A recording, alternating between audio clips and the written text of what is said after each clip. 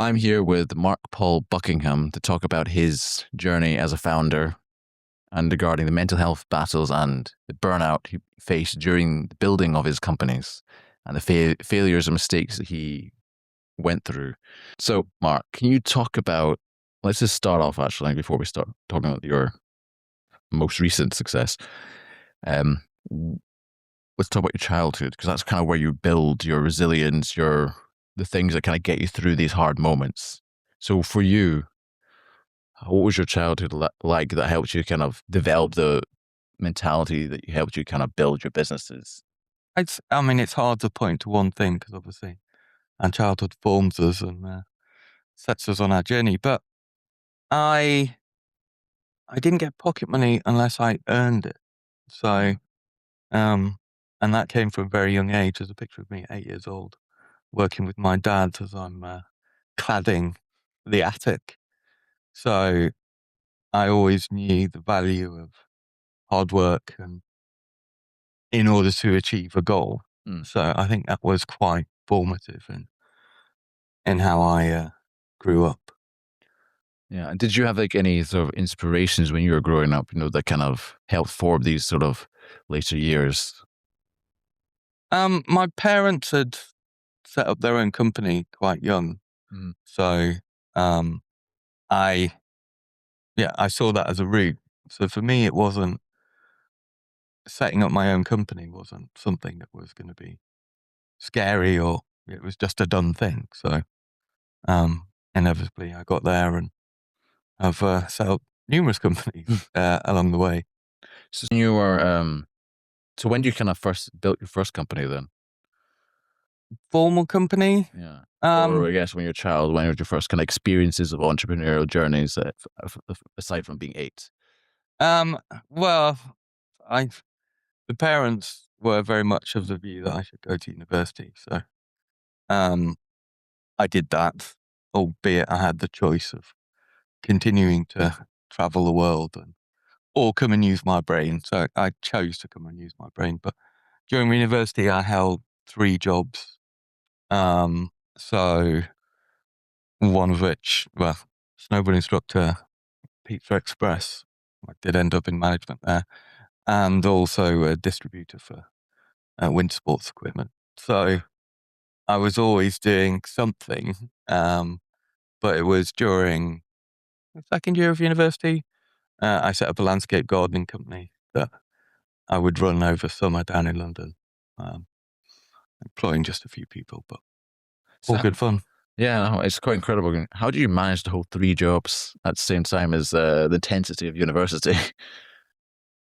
Well, I used to think sleep was just a waste of time. You do nothing. My view has changed, but I would sleep 4 or 5 hours a night through most of my life till my early 40s, and be active doing something. I can't not be doing something. So that's how I managed to hold down 3 jobs. Wow.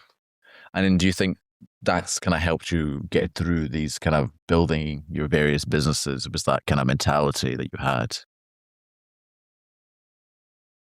Yeah, I'm not shy of hard work. So, we all learn. Pizza Express was a brilliant first formal job. In their structure, their management, and I informed them I don't want to be in management, I'm going to university, but they still put me through all their courses. So I ended up in Edinburgh being their sort of problem solver for whichever branch was being challenged. And so what sort of problems did you solve then? I would, they would move me around branches to make sure they're functioning. Very much, front end service. Yeah. Fair enough. And after that, what was kind of like the big first company that you were focusing on? It was just yourself. It was just you and you're building it. And that's when you kind of, despite all the successes that you had, there was actual kind of mistakes that you're learning from. Well, Reactec was the first in which I, raised investment and cut my teeth. as it were, in the business school of hard knocks. So I simultaneously started Reactec with a co-founder and started a PhD at exactly the same time. Mm-hmm. And what was the reason behind all that? So I'd done my degree. I thought that was, the end of education. But they offered me a PhD, and at the same time, I'd entered a business plan competition, which we came second in and won £10,000. So suddenly, the opportunity to do both simultaneously presented itself. That must have been a challenge, running a business and then doing a PhD. But or did it kind of, because of the PhD and the business, did they kind of merge together because they're like similar ideas? Yeah, they were. I mean, the fundamental technology I was working on overlapped, so that was great. I didn't do my PhD in 3 years, as most people don't, but I did get it. So was it challenging? Back to my never a dull moment. It's tough but fun. And what was tough about it? Well, starting your own business, like a proper business by itself, and employing people and being responsible for payroll, all those good things and the challenges that come with business. So I had that coupled with having to produce a PhD at the same time, which Yeah, no, I get that. No, it's interesting when you think about it. And with the Reactec, what was kind of your, I guess, first big mistake that you had? You kind of went, oh, I haven't met this before. What to do? and in hindsight, well, lots of things, but in hindsight, I fell foul of technical push opposed to market pull. And one of the reasons Reactec took so long to exit was I was so far ahead of the market, as it were. In fact, I remember a discussion with the head of the investment company, Archangels, that supported the company throughout. And the current chair was, if you tell me you're ahead of the market like everyone else, I will not be happy, I paraphrase. So yeah, very much technology trying to find a market opposed to market pull for that technology. So that was probably my biggest first learning. Okay, so when you,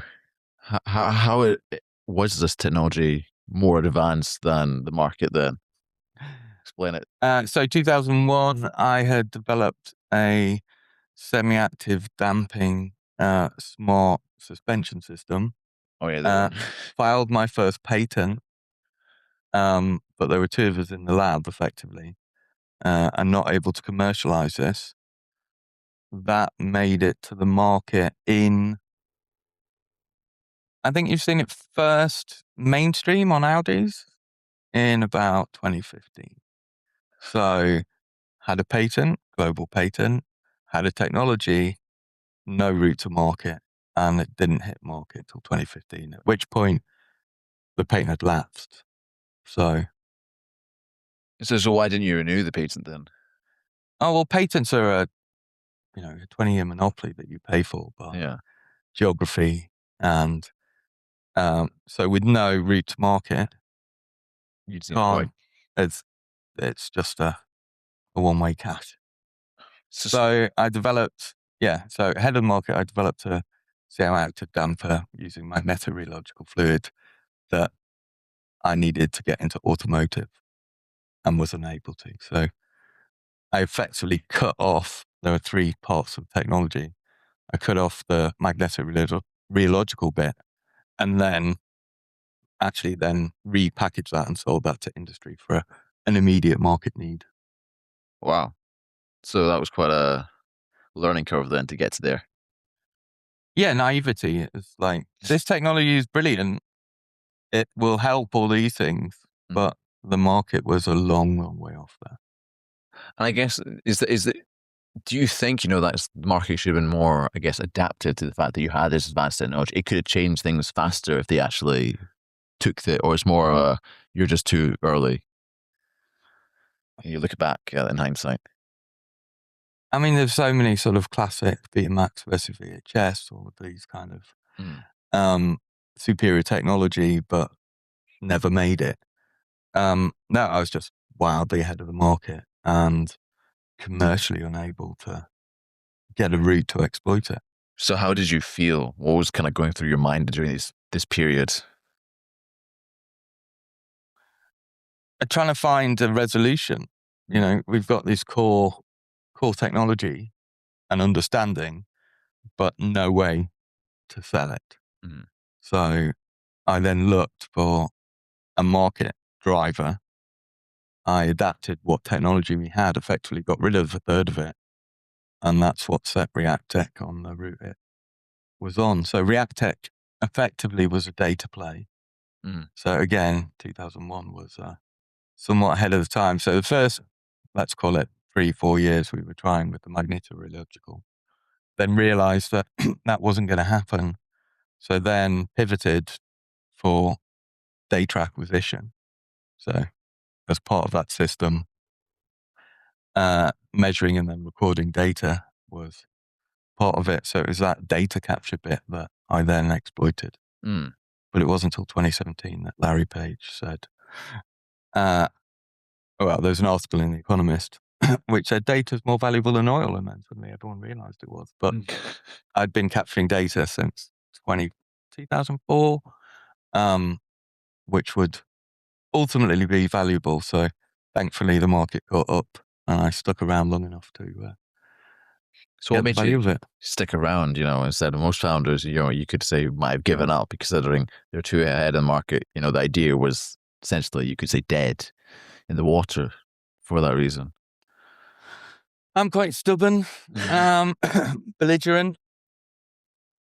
I like to win, but one of the things I do, I can see where the technology will be applied and will be valuable. But finding that route, so that's what I learned. First of all, there was no easy route.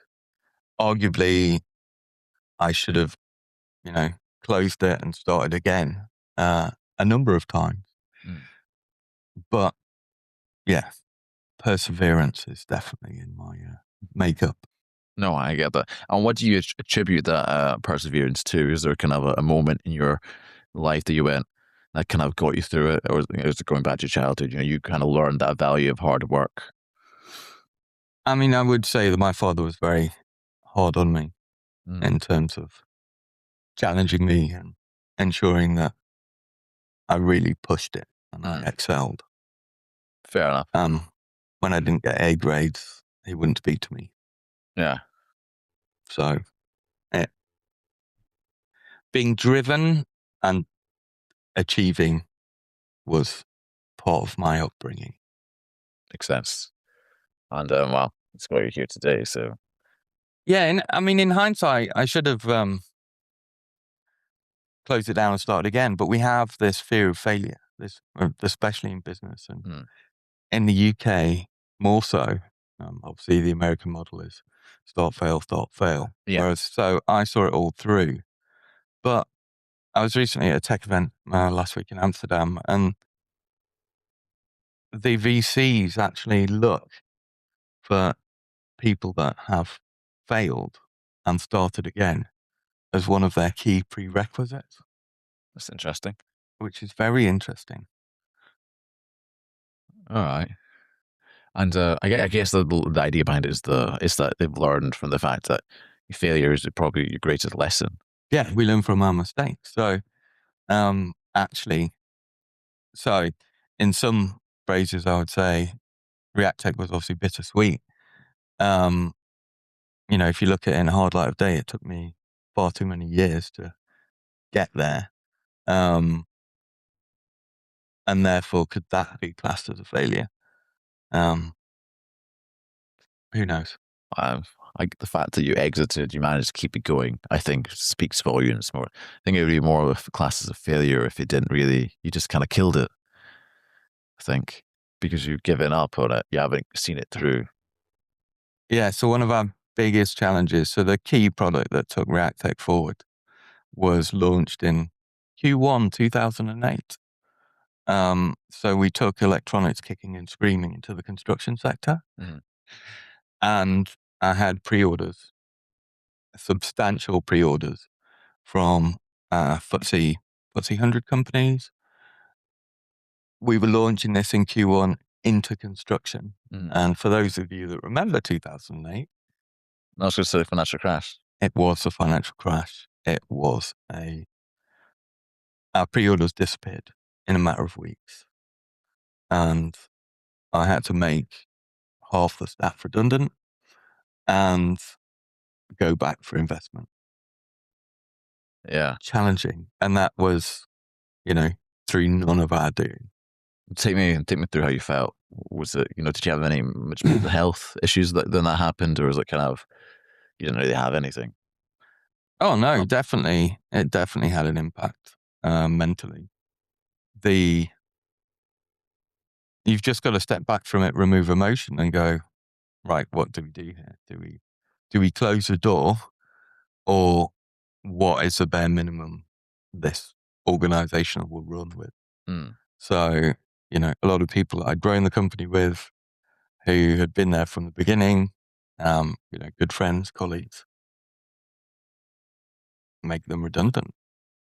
But that call in stepping back from it, cold light of day, is what gained me respect with the business community and why I remained on the board throughout the Reactec journey.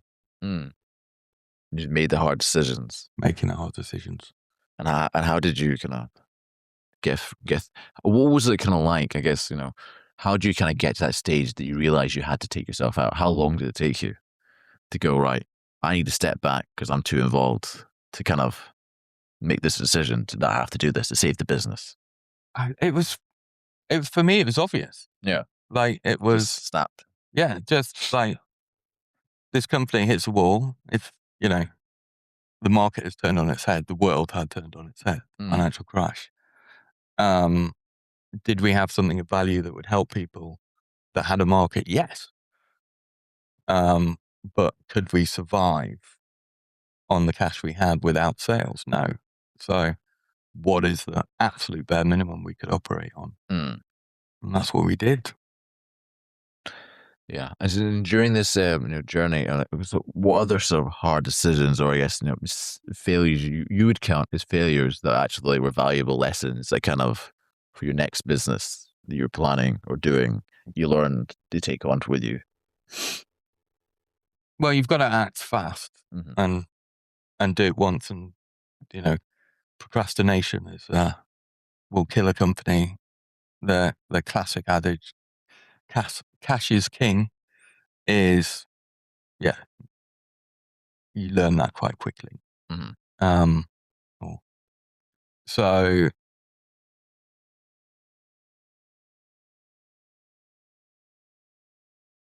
and I mean, there were so many learning bits.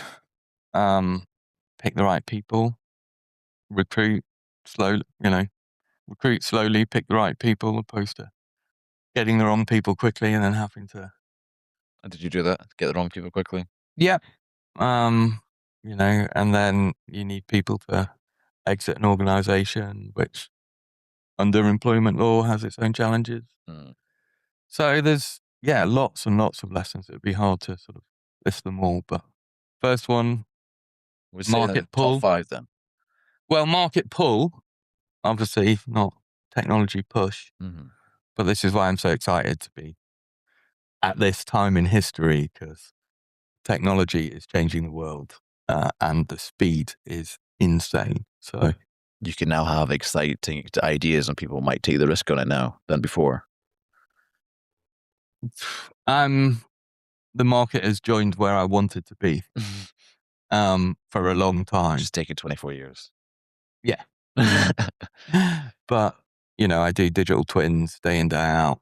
And I used to have to explain what a digital twin was. Digital twin. Well, let's not go there. It's not precise in everybody's. A digital twin is a digital version of a real world asset that All right. Okay. it allows you to understand the present, interrogate the past, but more importantly, predict the future. So we can use it to optimize high value assets or accelerate product development. That sounds cool. But at least digital twins, a phrase that people have heard, whereas, for the last 10 years, I've been having to explain it from scratch. So, so it's really exciting where we are in terms of tech. But so market pull, and market pull now is going through the roof. There's, the being able to step back and make the tough decisions. It is what it is. Being an employer, you're responsible for people's lives, income, that comes with pressure. But ultimately, unless the company's healthy and strong, you're doing everyone a disservice. So, makes sense. You have to make decisions to keep the company going. Otherwise, it dies and everyone loses their job. Yes. So you save some or you lose them all. That's the choice you have to make. Yeah. What are the big lessons? I mean, listening. There's, we've got one of these and two of these. But really understanding the market, what people want, how they use technology is always an amazing learning curve, regardless of what product or service I've ever launched. You can never fathom how people are actually going to use it. So I'm 2 off, aren't I? Balance and looking after yourself, because if you don't look after yourself, you can't look after a company. Okay, so let's take us through that journey then. Yeah. What stage did you realize that you needed the balance and to look after yourself? When did you realize you needed that sleep? So I sort of hit the wall a couple of times, but just pushed on through, being my stubborn, determined nature. But I hit the wall hard, early 40s. Just a compound of overworking, no sleep, not looking after myself, and not having that balance, which took me out for a little while. But now, the realization that sleep is actually quite beneficial and not a wasted time, to a certain extent. So now I'd work on the sort of 3 pillars and recommend to anyone, which is, the fuel we take in. So ensure you're fed properly and eat properly. It's so easy in a busy lifestyle to just grab high carb, low nutrition food, which does not help you. Sleep is necessary. That is when your body recovers. And exercise. So those are the 3 pillars that I would recommend to anyone to maintain mental health. It's so easy to say, we've not got time for this, we've not got time for that. And it all adds up. Early 40s, that was... So how would you describe it? What was it when you hit the wall? What did it feel like for you? Was it like a burnout? Like everyone's experience is very different. So what was yours like? Oh, massive burnout. I was here in body, but not mentally. What do you mean by that? I'd overcooked everything. I just pushed and pushed and pushed and pushed to breaking point. So I had to take a bit of time away from work and rebuild everything and really focus on how I got there and how to improve things going forward. No, that makes sense. And when you kind of overcooked it and stuff, was it kind of like more of a stress, anxiety, you felt like, I just can't do this anymore? Or is it more like it's kind of like that extreme that you sometimes people talk about? It's that real darkness, loneliness, and you're like, I don't know if I can go on anymore. Which one was it for you? Full-blown darkness. Really? Yeah. Oh. Yes, very much. Which is difficult. Mm. Being at the top of an organization can be very lonely. You've got to make all these tough decisions. And having a peer group around is quite difficult. And so, yes, pure darkness, not wanting to be around. Yeah, I get that one. It's unfortunately it's common because of when you're at the top, there isn't that peer group. And is there do you have that now, the peer groups, or is that something there still isn't really there, but there's people you can talk to that you can that help you instead, like family.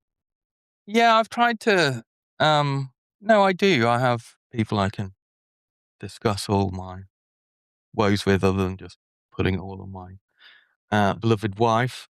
So no, I do, and I work with other organisations Mm. at a board level, so I get to be able to support other people and through this sort of journey. Mm. You're able to pass on their knowledge and share. Yeah. And is that when did it? What year was that kind of? Would you say? And then was it kind of like before then? You didn't read it. You kind of it was all you, no one else. You didn't let anyone else in, or was it kind of you did have people you talked to, but it wasn't enough that you got to that stage? A bit of column A, a bit of column B. So, but yeah, not feeling like I wanted to share it. Mm-hmm. I mean, this whole, it's quite funny. Well, hindsight, things are. Yeah, they are. So I actually class it as my return to everything that I'd normally do as MP 2.0. Okay.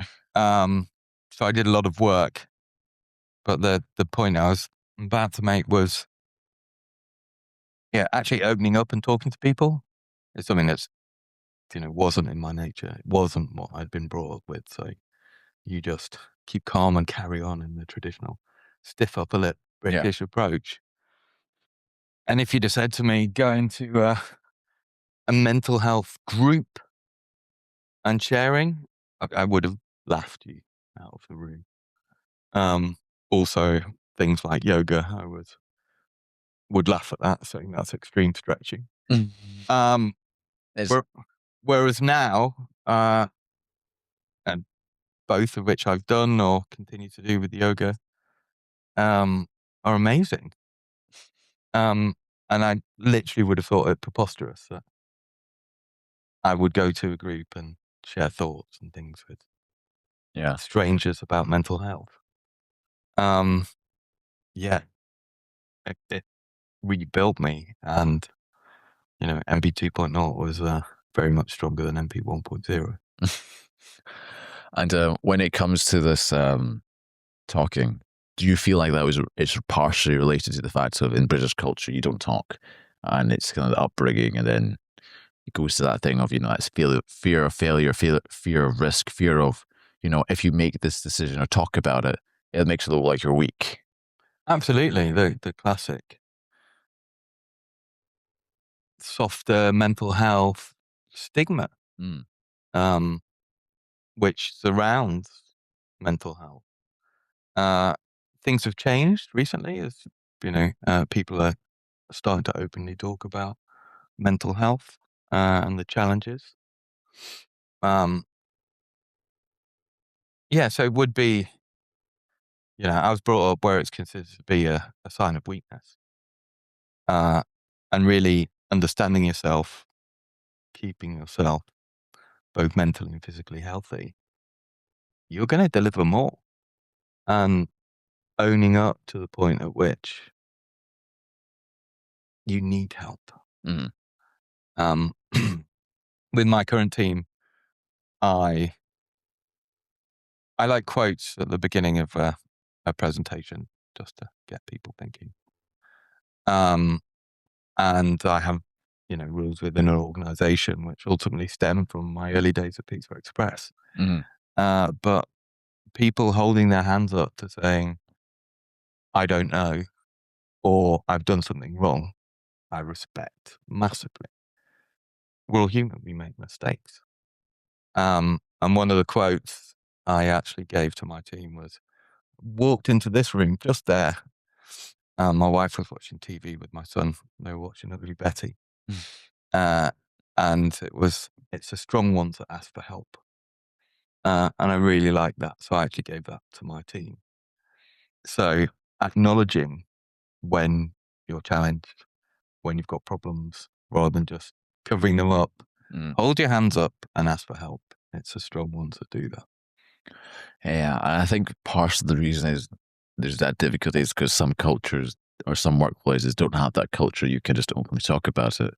And I don't know, because you said you talk about your Pizza Express days. Obviously, you had some experience in businesses that actually were like, we need to understand that, people are human. They make mistakes. It's okay.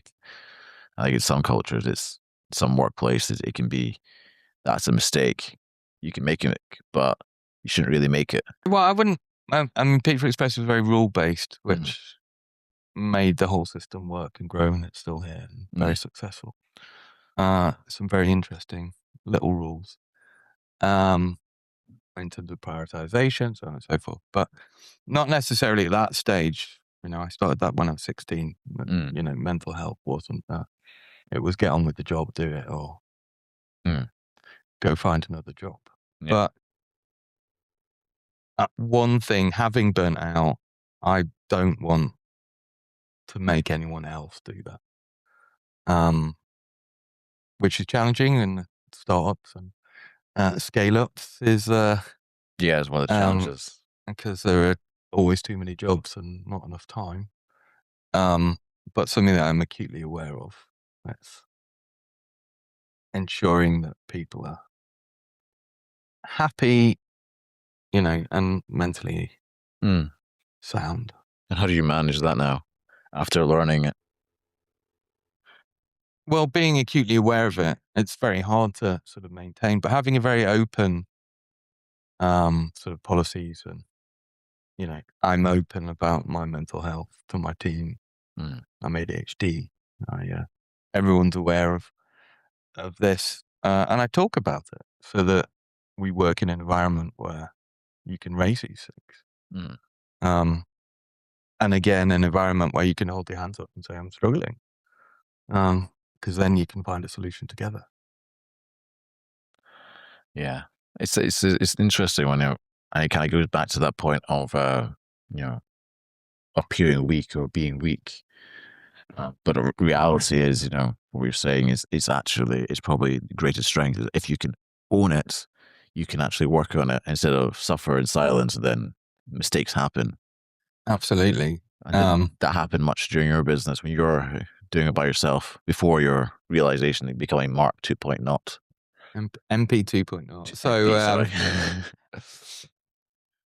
it's like, this whole thing's a journey and a learning curve. But you get so close, you become blinkered, your thoughts, your decisions, you're not as sharp, and you don't make, under stress, under pressure, you don't make as good a decisions as you would necessarily do. It's finding the balance between all of this. That's the sweet spot. It's not like I don't work and, I'm not one for 8 hours sleep a night. It's, but as close to it as I can get. Yeah. Always busy. So when it comes to sleep now, how much do you try to get? Because you mentioned it's something you didn't do, but you realize how important it is. Why is it so important? Really, because of you, as you said, you had so much time in the day. You have so little time in the day. Why waste it sleeping? So why did you come to this realization? Actually, it's important. As I do, I push things to its limit. And that was my burnout.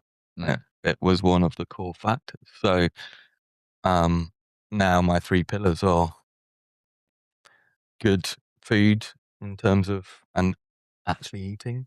Mm. Proper sustenance, them is great. Then sleeping and then exercise, and it's just trying to make sure they are monitored. So I do have digital tracks of all of these things. Yeah. A reminder just to make sure you're sleeping. And good sleep, and yeah, it's. So what would you consider good sleep then? Since do you still do 4 to 5 hours, or is it now 7 to 6? 6.5, 7. Oh, fair But enough. as a percentage gain, Yeah, it's good. it's strong. Yeah. Yeah. And when it comes to I guess going back to the cultural sort of aspect of it, when you're kind of building Reactec, going through the journey, and you were just by yourself, did you have many? Was there moments that you were just talking to people about what was going on? It was just at this time, it was all very no one. They'd all think you're just perfect, you're healthy, you're doing it.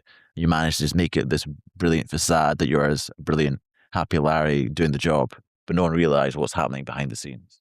Entirely. It was, I called it my face. I'd just put a face on. Be like, yeah, it's all great, and hide it from everybody. So, and putting a face on is exhausting. So I try not to do it. Is that do you think that putting the face on is kind of linked to like some sort of like imposter syndrome, maybe? The idea that if you didn't say you look great, you appeared you're weak, and because you appeared you're weak, it made you feel like you weren't good enough to be there, or was it something else for you? No, you have to be cognizant of how, employees you walk in and, we take, and you're low, and you kind of sort of feed off that energy. So it was the easy way to deal with things. Was Fair enough. smile and carry on. It's the way that most people do, isn't it? But realizing that actually costs more energy than understanding it, solving it, preventing it. And then you're much more productive. Yeah. But then it kind of goes into that sort of thing of people ask you how you are, and you choose something out of politeness to kind of say, I'm fine, thank you, because you don't really want to bear your load onto them, because if you don't know them, or you do know them, you don't know if they're being polite. And it's that sort of balance it goes back to. So how do you kind of, when it comes to these situations, use it people you just have to go to, or, if someone does ask, because you're talking about you're being transparent now, do you just load the bear now? No, you don't want to load it onto people, but, it's like, no, I'm having a tough day, but I'm working on this or whatever. It's having an environment where you can openly say these are challenges. Yeah. You can deal with it, not just by yourself. But I wouldn't say I have professionals to load it onto. So I have routes for that. But yeah, day to day, it's we'll have good days, bad days. But trying to create I always look for win-win. If people are happy in their role and they're doing what they're good at, they enjoy it and they have a better time. And employing people is I look for win-win. It has to work both ways. Yeah. And if it doesn't, they're in the wrong role. So this is what I always look for. Corporate win-lose is not. I'm about building things and building teams and growing things. And that's what I look for. And that kind of goes back to your learning lessons from early days of recruitment when you made those mistakes. So when you made those mistakes, what made you kind of hire the wrong people straight away instead of kind of realize you need the right people? And then when you realized you need the right people, how did you do it to avoid those mistakes again? I mean, diligence and the way in which I recruit. Now when we recruit, whoever's going to be line managing or, say they're technical or in whatever role, all the first round interviews will be done to see if they've got the technical skill sets required. I'll do final round interviews. I'm just trying to find out what type of person they are, what flicks their switch, and whether or not that will be a fit for the company. Sounds like a good, robust process. Well, it's great because it's efficient. We ensure they've got the skills, but I'm trying to ensure that they're The right fit. And that it is a win-win. Because without that, it's, it can be soul-destroying both ways. No, it makes perfect sense. And then, and these people that you hire because they're building, they obviously have the opportunity to grow within the business. It's not like that promise that you have the opportunity, but then never really festers. I mean, this is one of the big learning points I've taken. As an organization grows, you need different skill sets in different places. And I put a CEO in place for Reactec and me to the board, because that's what the organization needed at that time. A lot of people don't see that. And it's the same with, startup, then scale up. But as you say, with a growing company, you can make roles that fit win-win as the company continually changes. But you need to bring in new skill sets, you need new structures. People don't like change, but it's inevitable. No, it is. So when did you realize you had to replace yourself as chief executive then? What was that moment for yourself? Because that's quite a difficult task in itself, is to let go and let someone else take over. Again, it's kind of like some of the other points. It was just obvious to me. It didn't. You just knew it was the right time. Yeah, it's just sort of standing back and looking at it and going, right, we're in this phase, and someone with those skills will move the dial faster. And if you go and look at startups and angel syndicate, low-level VC, it's not many of the founders make it through or stay. Certainly if you look at a couple of portfolios, the great idea, all of this, but everyone hits a point. But it's understanding your strengths and your value. My strength and value remained for the organization, but to optimize it, moving a few pieces made sense.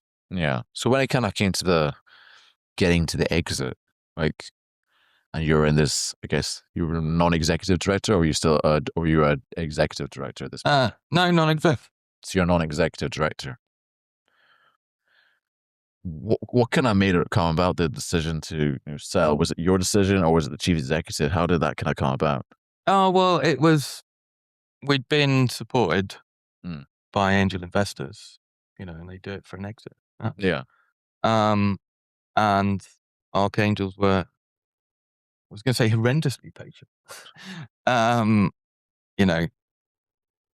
We had everything thrown at us, financial crisis, 2-hour market, all of these things. So things took longer, but they're in it to get a return and grow companies to a certain point. And we always drove for, grow the business and the exit will come. And then we got to the point where we could see, as a board as a whole, that a bigger organization can actually take it to the next level. So effectively the same again. If you stand back and go, right, the reach, the sales reach, the geographies, the data flow, how can this go to the next level? And that was always going to be an exit. And then you mentioned that it's bittersweet. Why was that? Just because it took so long. I'd set myself lots of goals, and we'll get to this level, we'll get to that level. And it just took way longer than I had expected. So that in itself for me was a failure. Why was that? Why would you see that as a failure then? Because What was your goal to sell it then in time? How long did you, I guess you thought you'd build it and get out and then start again? No, it was build value and grow it. Mm, And then it would ultimately come to the point where it would be more valuable to someone else. mm, But that whole journey just took a lot longer, a lot more investment rounds, a lot more equity loss, you know. yeah. But this is how you learn, so I won't do that again. So when it comes to your new business, because I'm assuming that's what you'll be doing next, so you're founder and you've founded 4 or 5 businesses. So you're obviously the type that wants to keep building. Well, that's my skill set. I like, Yeah. I love people, I love technology, and I love making things. So with your new one, what lessons will you take when it comes to investment? When it comes to equity, so you don't make those mistakes again, so you don't end up diluting your stock. Well, I actually flip the model on its head. Okay. So Reactec, we would do both the products we were developing, but we'd also do consultancy work, Uh-huh. um, which, because we've got a lot of clever people that can solve problems. Yeah. So we do a lot of consultancy work to prevent us having to go for an investment round. So, Mm. so I flipped the model on its head and set up a consultancy. So the consultancy pays to keep the lights on. And within that, I can look to explore, I've set the structure where I can explore products. Within that I can run any financial model that I would like to, as is appropriate. All right. That's quite a innovative, solution. How did you come up with that one then? Well, I had a technical team, or could take some technical team with me that, I love tech, I love problem solving, I love doing this. So if we can grow a company that work on great products and industries and, make the world a better place and have some fun, keep the lights on with that. And then as we've seen products, we can start packaging them up. Yeah. And when it comes to your new business, what's the problem that you're going to try and solve now? What's the problem that you're interested or excited about? Ooh. Well, we're using digital tools to accelerate technology effectively. Going to the digital twin thing you're talking about. Yeah. So, we measure, we do data analysis, machine learning, and then we create virtual versions of it. And with that, we can assist organizations making sensible decisions and remain ahead of the marketplace. Mm-hmm. And we get to play with loads of cool tech and have fun. It sounds fun, yeah. Yeah. So when it comes to, because research shows that 85% people, sorry, business founders, like I think it was 65% had burnout, 85 like mental health issues. Do you think when you look back at your journey, look at the hindsight, everything? Do you think if the culture was more open, you might not have had these problems? Oh, entirely. But that wasn't the world in which we lived at that point. Mm. It's been great that people will start talking about mental health. I'm currently chair of a mental health charity, and stigma is in serious mental health one of the big issues still remaining, but it is changing, which is great. Mm-hmm. We need these things in balance. Mental health can be weaponized or Exactly. used as excuses, but dealt with properly.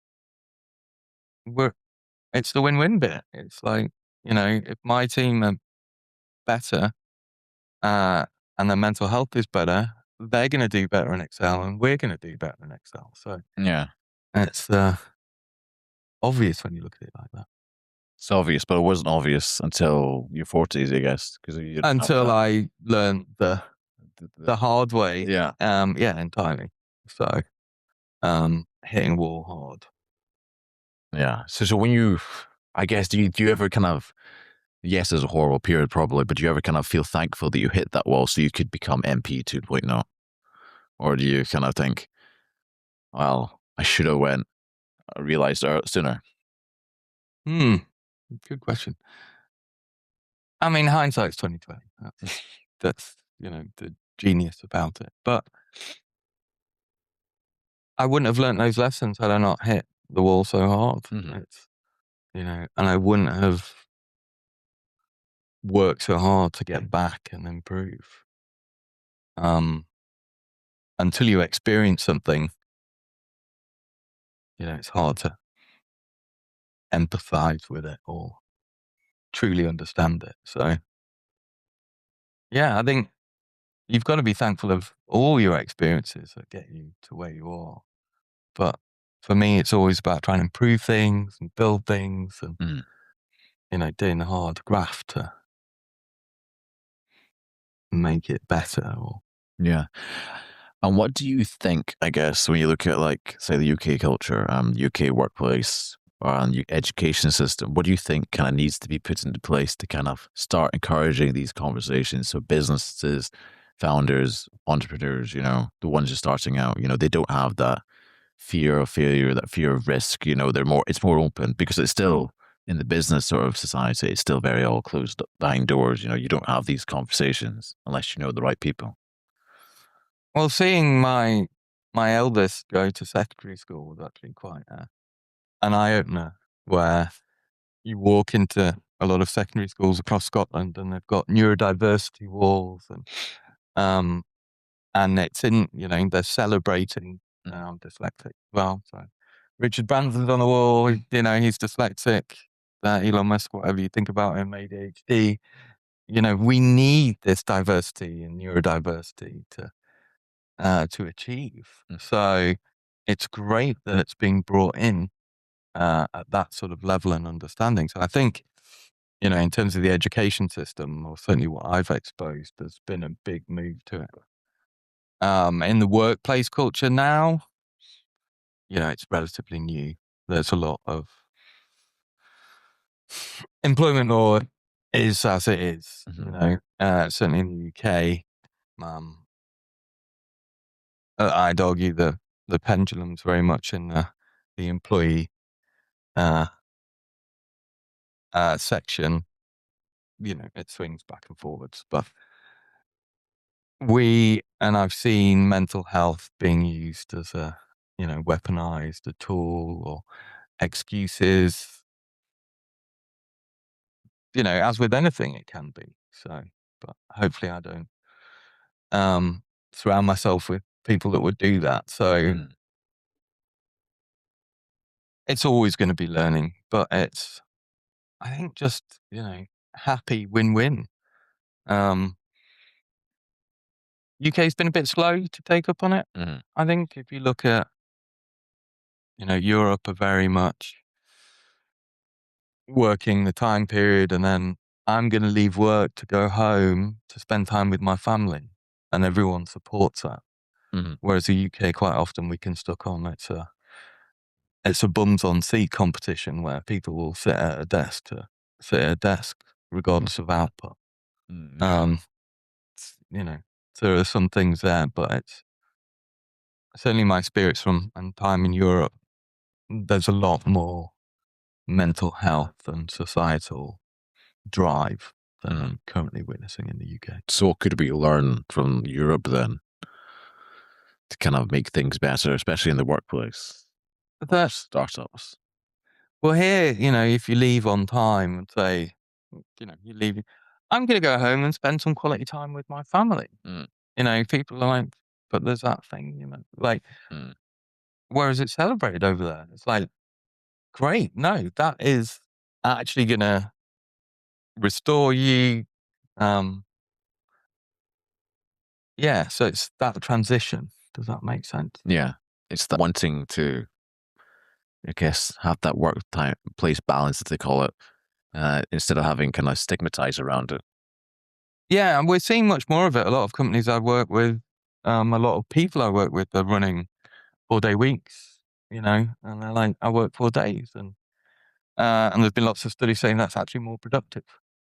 And this is the whole bit of, just sitting at a desk to get a bums on seat competition award, where output's low, people are unhappy, versus being on it, delivering Mm. and having a full life. Yeah. And that's kind of, it goes back to that cultural thing of the UK. You know, we don't really like to change fast when it comes to things. We have lots of quirks on our little island, don't we? It's Yeah. we can be very introvert and point fingers at each other.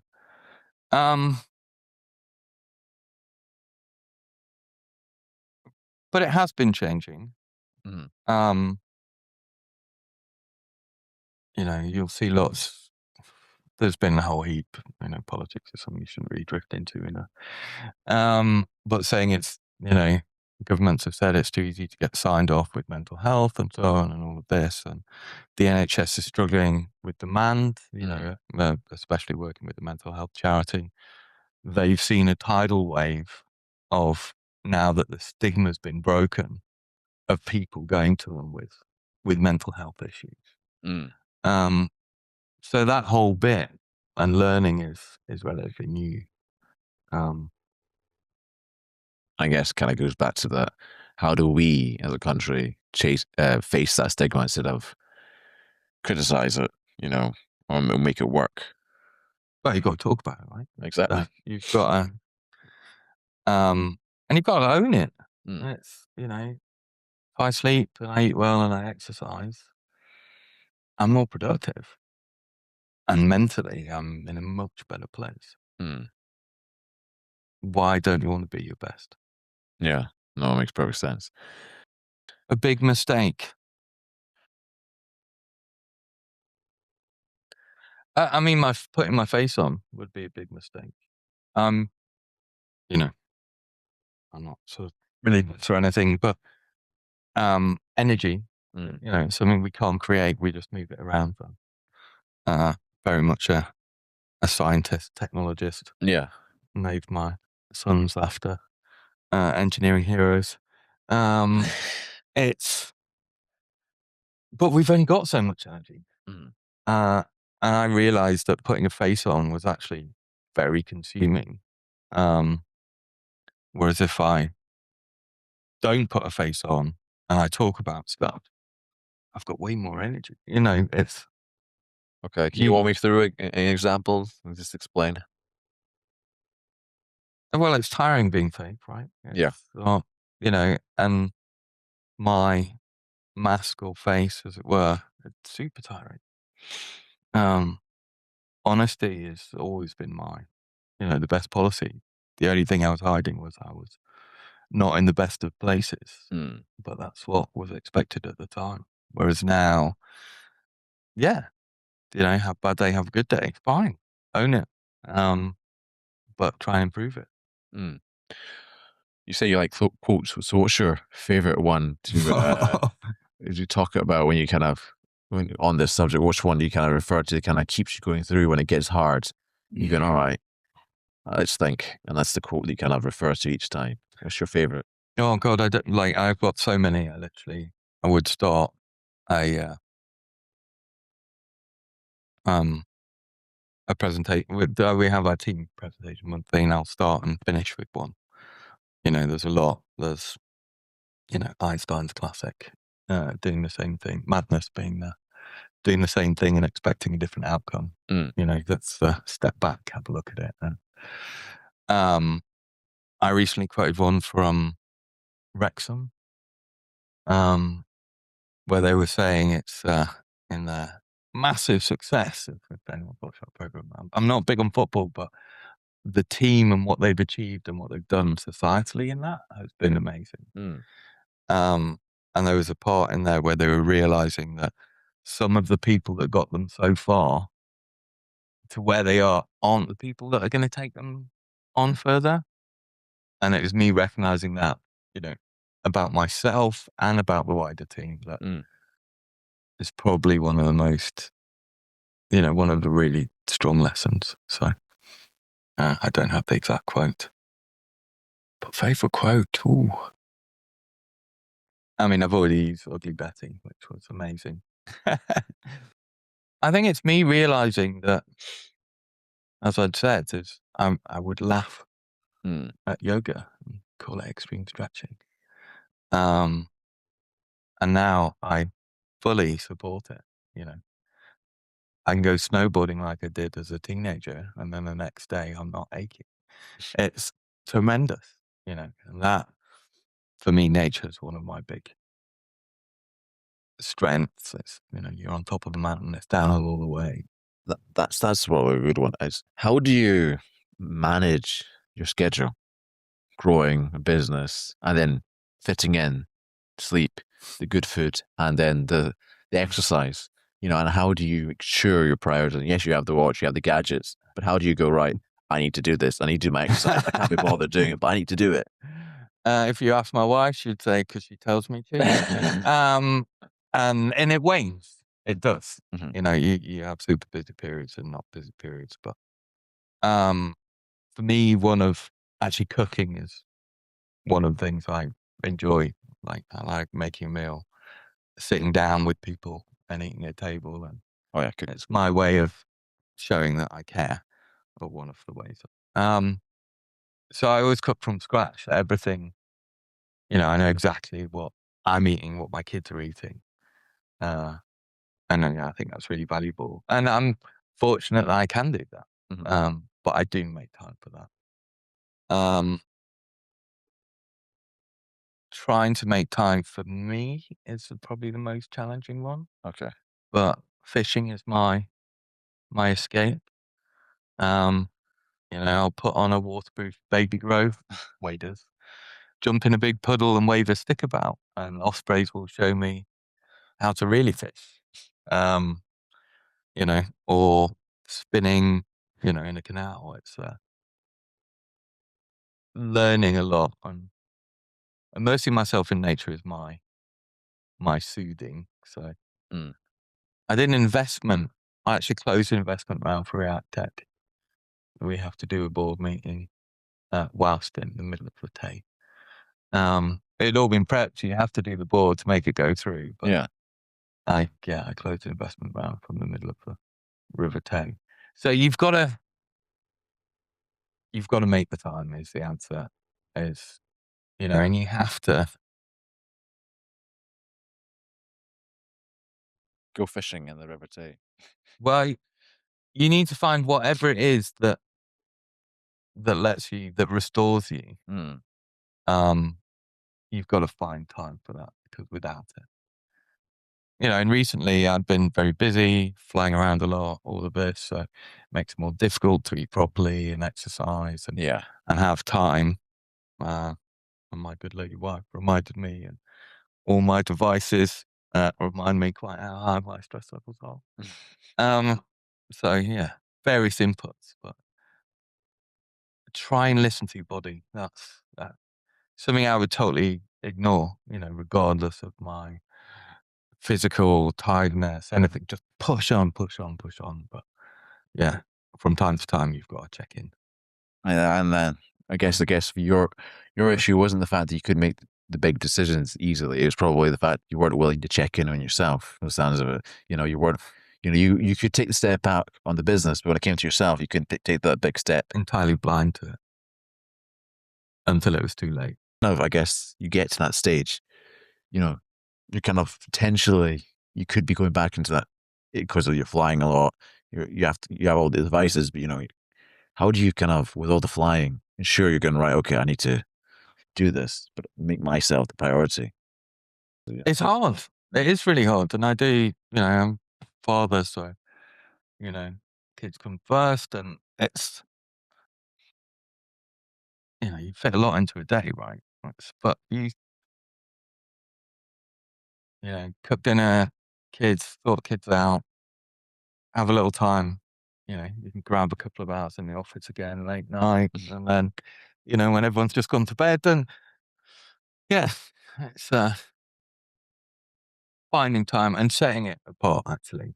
Yeah. That's where Do you like a schedule then? I'm very fortunate to have an amazing executive assistant, so my diary can be maintained, because it is Oh yeah, I can rather imagine. busy. Yeah, like, an occasional Sunday, go fishing. It's well, obviously not for salmon, because that's not allowed. It's all at church. But some countries you can fish on a Sunday. It's making the time. Mm. But I also got a dog actually, which I never thought I would. So that forces you to Go out. go out. Yeah. So that's, I prep the pack ups, go and take the dog out, come in, out, work. Like, it forces you to actually go into nature. I guess, do you now that you kind of have the luxury, you sold the eggs, you got to the point that you're no longer the chief executive, but when you're actually building it, you're still in the role, you're still, with Reacted, you're still like really head in. You didn't really have that luxury because you had to, I guess, I don't know, there's the logic in your mind. It was, you had to kind of build it to get it to the next stage so you could then take that step back. Well, I sort of, even in doing that, then I started another company and ran two in parallel. So yeah, I'm. I just don't know when to stop. I'm easily bored, and I don't. So are those the companies still going, or did you decide to stop them so you can focus on Reactec then? No, I ran two in parallel. So yeah, Zai, which so Zai's been running 10 years now, and I've ran them in parallel. I'm CEO of that, non-exec of that one, non-exec chair of trustee of charities, and yeah. Well, there's an old, when you want something done, ask a busy person. Yeah, but the thing is, though, I guess it goes back to the thing of during that time, now, do you have one business, or do you still have, or do you go, I need another two businesses, or now you have your consulting, or do you kind of focus on your consultancy because you have to get to the fun technology side you're talking about, or is it, there's that risk that you'll have to start something up again because you enjoy that thrill? That sounds of it. I'm trying to slow down. Pare down a few of my. I'm actually, I've done my term, 5 years at the charity, and board should renew. So I'm going to be stepping down, which is sad, but I'm leaving in a better situation than it was. Much better than I joined. So, keep it fresh, keep it moving. I also sit a lot of international standards groups, which are very time intensive. So I'm pulling back on a couple of those, and then I'm setting up a few more companies. At the moment, I'm two. What makes you want to set up another? Is it the thrill, or is it the kind of that, is it that fact you love the building of it? I don't think it's a thrill. I love making things and building things. And I love people, I love technology. And if I can combine all of those, I'm in my win zone. Yeah. But we are at a point in history now where the speed of change in technology, if you're not involved in it, it's going to come. There's several blog posts on AI and tech and stuff that I've put out recently. But we're about to see a step change in quite how crazy technology is, which excites me and petrifies me in equal measure. Yeah, I can imagine. It's terrifying, the idea of that step change. At the same time, it's exciting, the potential, if it's done well. And safely. Yeah. And where do you steer children in this? The jobs they're going to have. Mine are in secondary school. We've not even worked out what they are yet. Yeah, we're in an exciting time. So, am I going to stand back and watch it? No. Am I going to have fun and play with that? Yes. So, and then, what are you planning on with the next venture then? What's the tech that isn't the digital twins you like to touch? Teleportation? Well, don't get me started on that. I was joking. Well, theoretically, we could create wormholes. If you had two black holes back to back, it aligns with Einstein, it aligns with all of bless him, Stephen Hawkins. But theoretically, if we had a significant amount of negative energy matter, we could create wormholes, and that would be the equivalent of teleportation. But no, I'm not working on wormholes at the moment. No, I'm working on a company which will allow my kids to trial. So I've created a vehicle that will allow them to try some of their ideas, very young, at 11 and 13, and play and fail. So I can't tell you what they all are, but we have a few apps, we have a few products that sounds exciting. that we're gonna Educational apps for children to become entrepreneurs.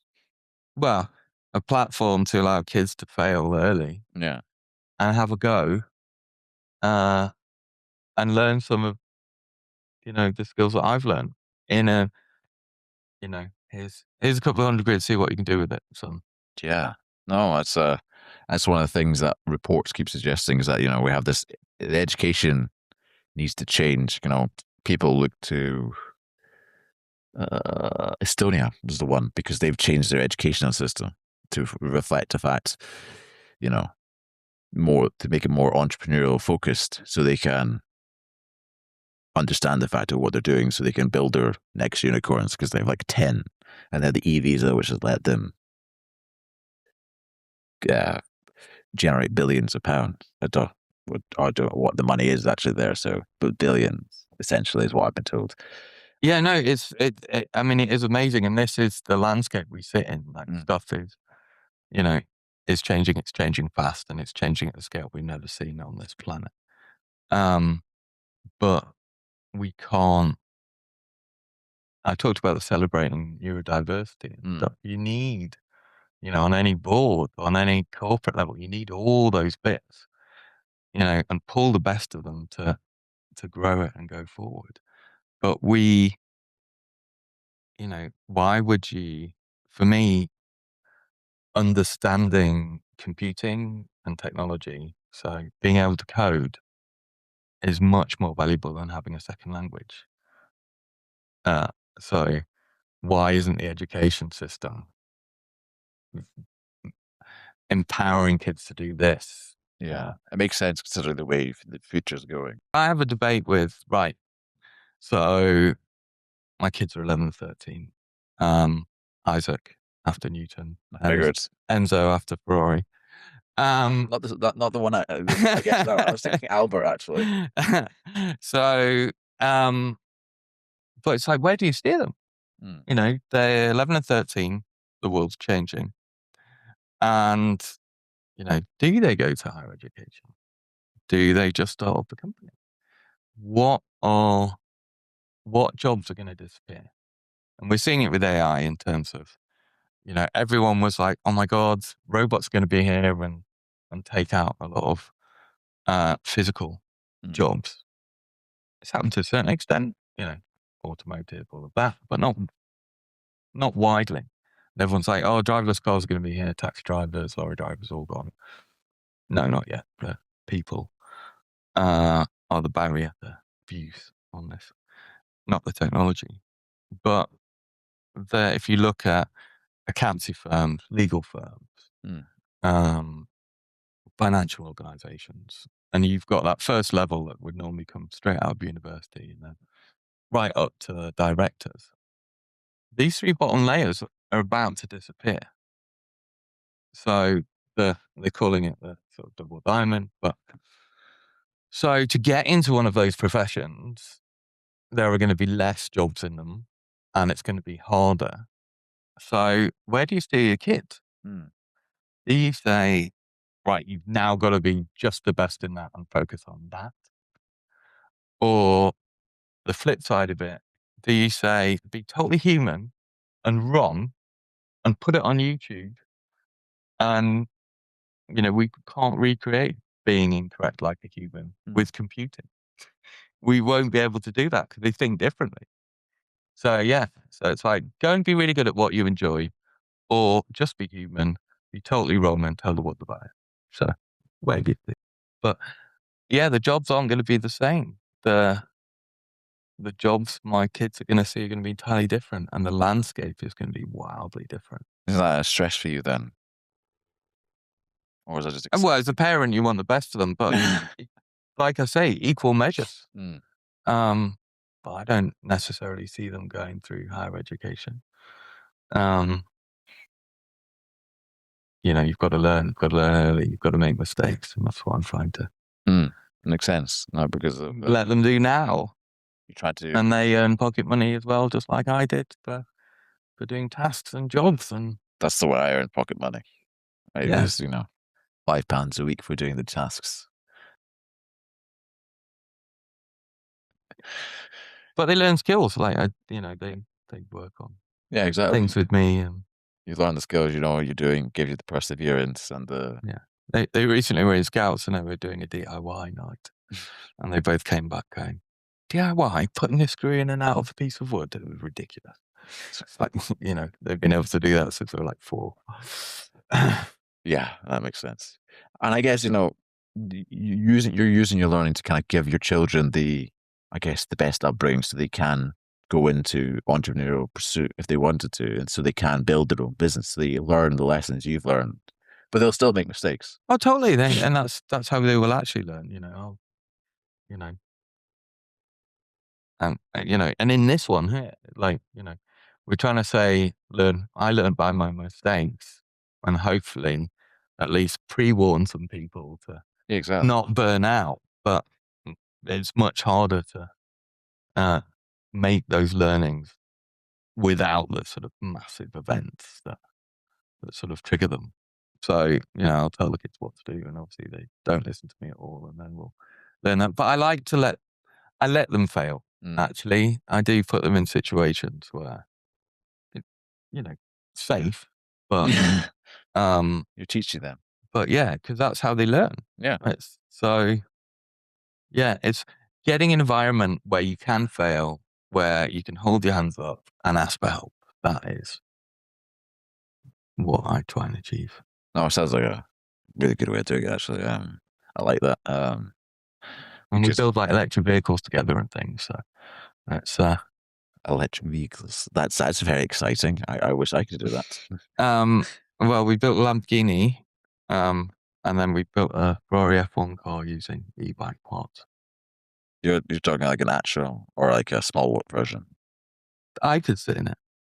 Oh, wow. Do 28 miles an hour. I've restricted it to that. Yeah, but still, it's still impressive. That's very impressive. But they built it with me, and they've learned about batteries, control systems. Yeah, that's good. So no, this kind of come through your learnings through the that when you got that hit that wall, or was that completely separate? That's just due to your childhood, and that's the way you wanted to raise it. Oh, it's all come from learnings, I think. Some of it's taught, some of it's learned the hard way. But I've always known when I'm interested by something, you get engaged and you do it. And, to a fault sometimes, doing it too much. Again, my wife's there to remind me that I am sometimes. But yeah, just finding things that people are good at, people excel at, that they enjoy, and giving them that environment for the win-win. That's, life's too short. Yeah. When you look back at your journey building from when you started and Reactec, do you have an object or something that you kind of have, maybe a Word document or something kind of symbolizing that journey that you have? Oh, well, I can see it in this room. It's the first electronics. Do you want me to get it? Yeah. What number's this? Oh, this one's quite an old one. 12,983. This was the first physical product I put on the market with Reactec, which looks very clunky now. And it was actually challenged in court. Our patent was challenged by a competitor that was breaching our patent. And they said, well, it's very obvious. It shouldn't have been given a patent. And it's like, well, today it's obvious. But 15 years ago, it wasn't. So yeah, we took electronics kicking and screaming to construction.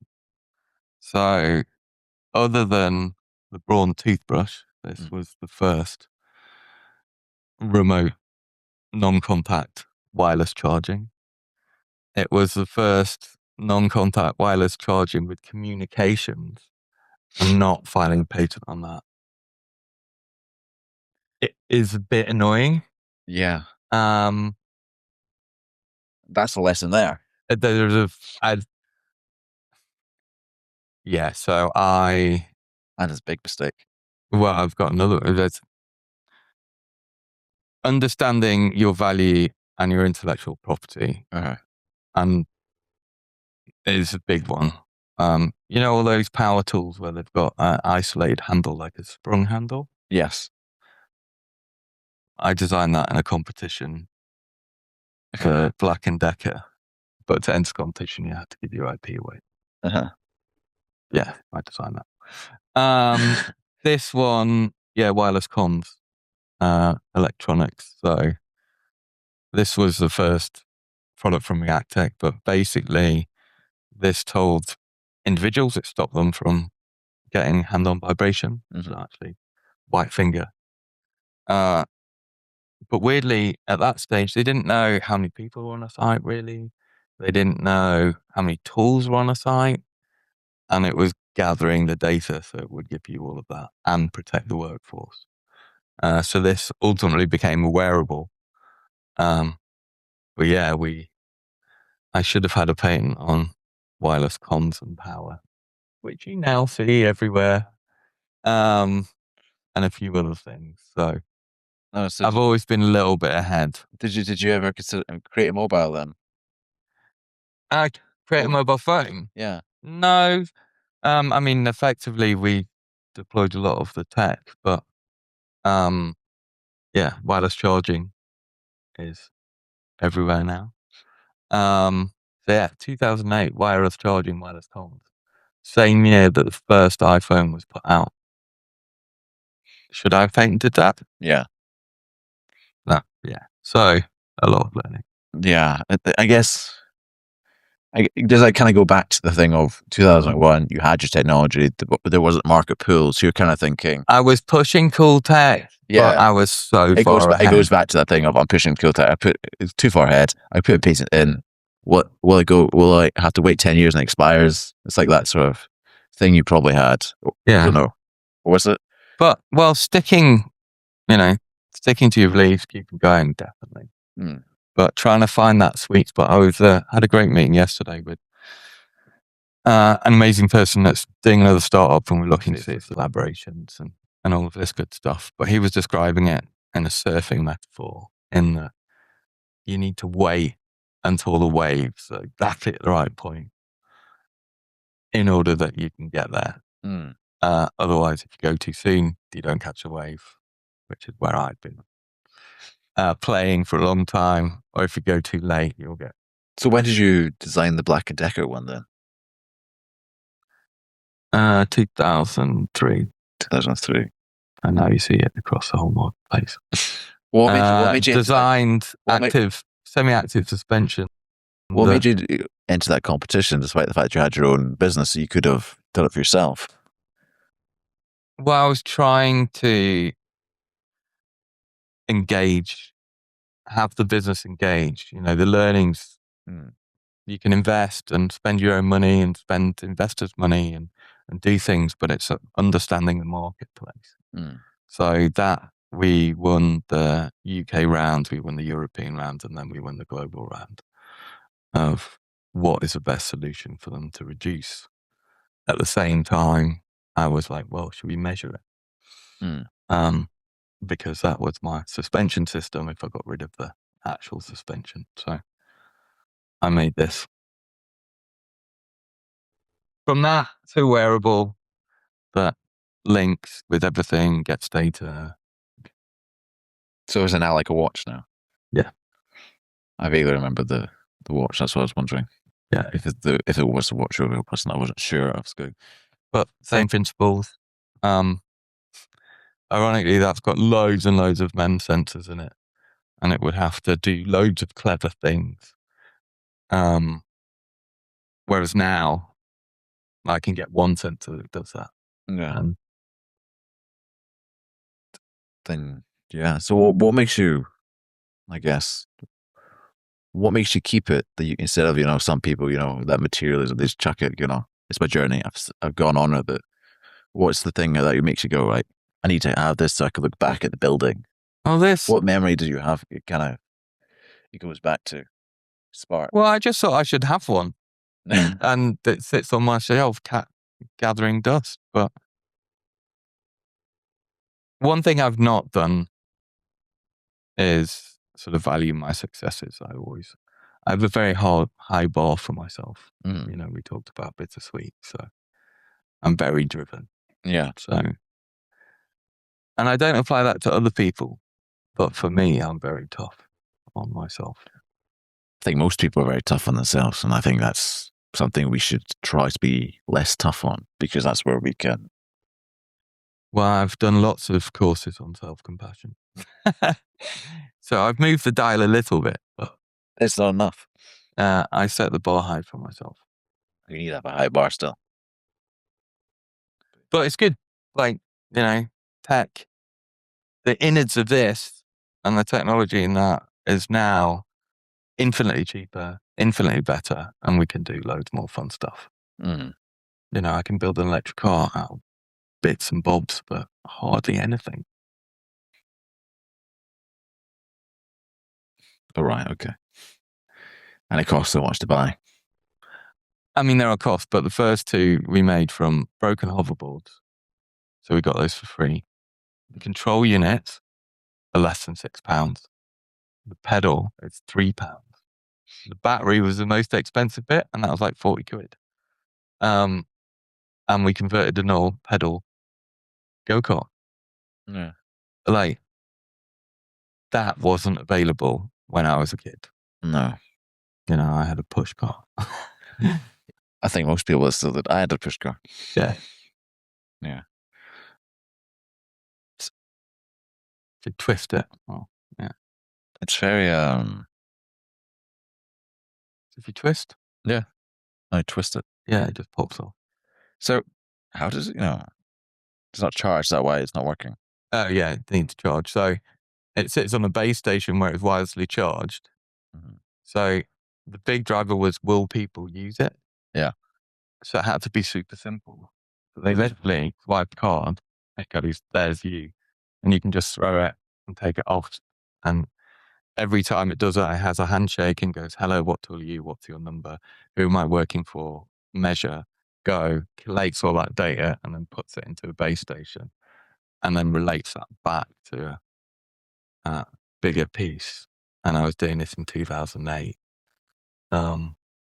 when no one else was. So I was still ahead. Yeah, still ahead. And it has that bittersweet memory of if you patented it, you might have had a different market with what you're seeing now. Oh, All the wireless. Oh, it was wireless and comms. That's the and then there were patents later. But yeah, the big boys and girls don't. But you live and learn, right? Yeah. I'm not going to do it again. Oh, no. That's like the human multi-million-pound idea is just given away for free. Yeah. You live and learn. Well, I wasn't in a position to protect it. We weren't in a position to get to market with. It's on Audis. It's, when they say, oh, they've got active suspension, Yeah, I created that in 2002.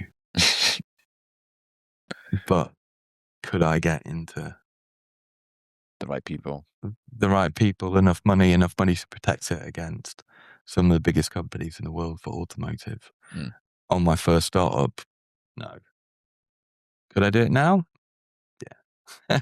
And you would. And I would. So.